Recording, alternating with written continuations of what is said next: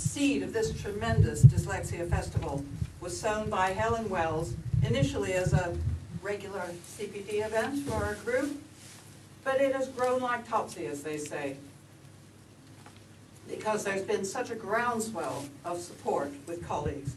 Hats off to our West Yorkshire PATOSS local group. Before going any further, I would particularly like to thank Helen Wells and her right-hand Popsy Rag for the sterling work they've done in organizing this event, supported by members of West Yorkshire PATOSS and Dyslexia Rose BDA organization. What a way this is to kick off Dyslexia Awareness Week.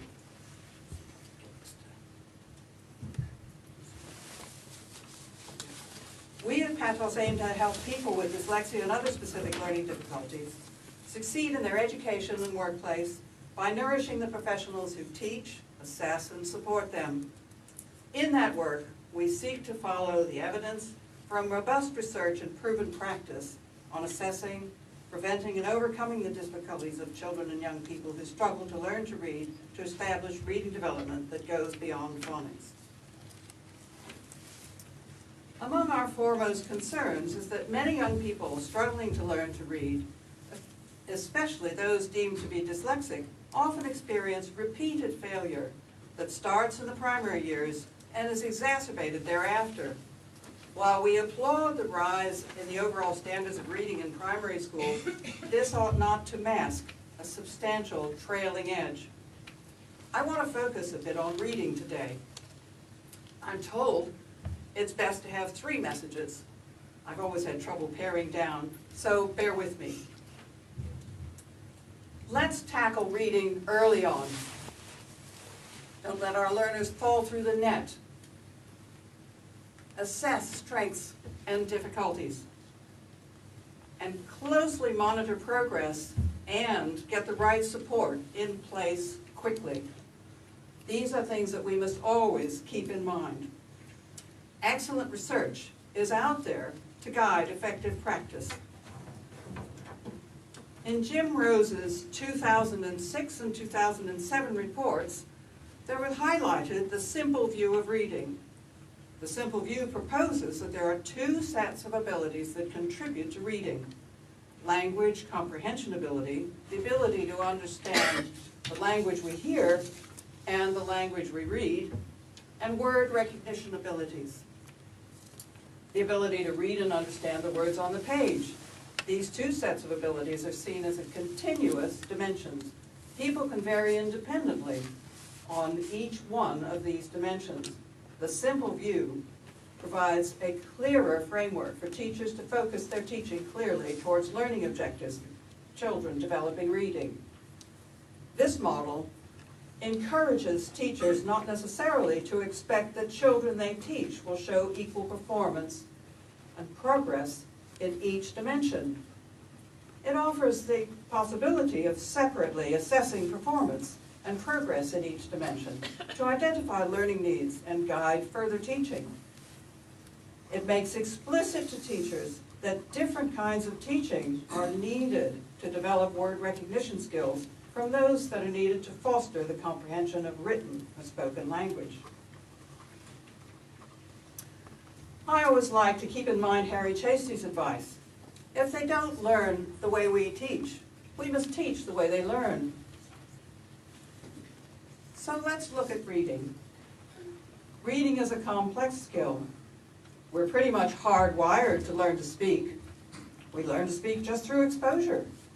But reading is not a naturally endowed skill. How many of our youngsters have amazing expressive vocabulary, chattering away in the very early years, but translating talk to written words is a huge transition.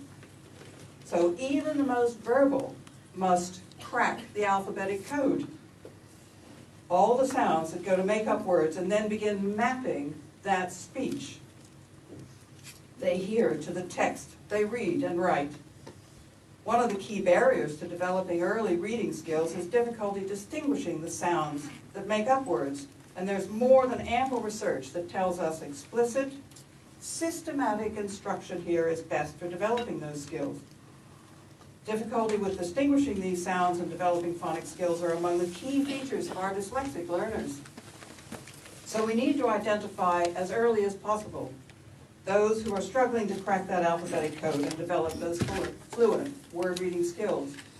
The earlier we identify the problem and do something about it, the greater the chances for success. We need to press for specialist, intensive, structured support for those still struggling at the end of Key Stage 1, when they're 7, if not earlier. Too many of our young people are leaving primary school unable to read to the level that is necessary for them to really address their next curriculum. Getting it right cannot wait.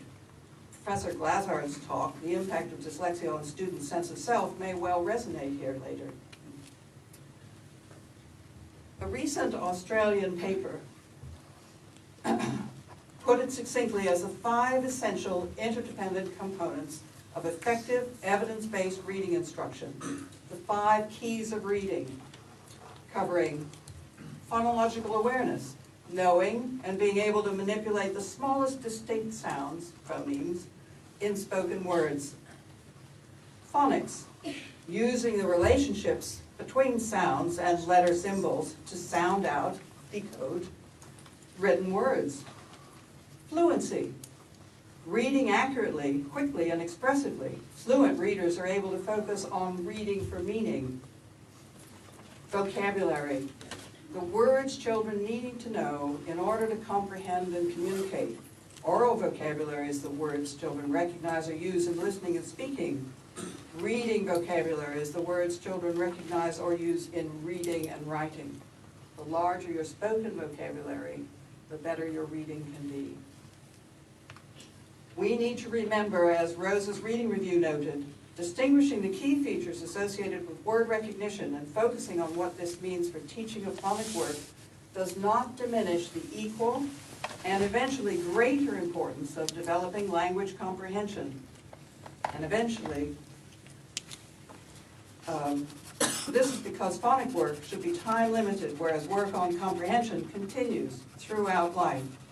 We need to give our young people the tools to succeed, and I'm very much looking forward to hearing Dr. Paula Clark's presentation, Making Meaning from What We Read, Effective Approaches for Supporting Learning to Understand Text, later today. We need to build on that phonics platform. We should remember that the goal of reading is to understand text, move beyond phonics, looking at what else young people need to learn to become expert readers and how this might be translated into effective classroom practice. We need to support those who struggle, identify early those children who require additional support, plan that support, monitor progress and adjust it. This may resonate for many of you in education as assess, plan, do, review, the graduated response. And this must be linked to specialist support where needed, early on. Back to those key messages. Let's tackle reading early on. Don't let our learners fall through the net. Assess strengths and difficulties, closely monitoring progress, and getting the right support in place quickly. Research has been failing to make inroads into educational policy and practice. There are some excellent papers and broadcasts which will interest all of us concerned with addressing this need and have helped to further inform some of the points made today.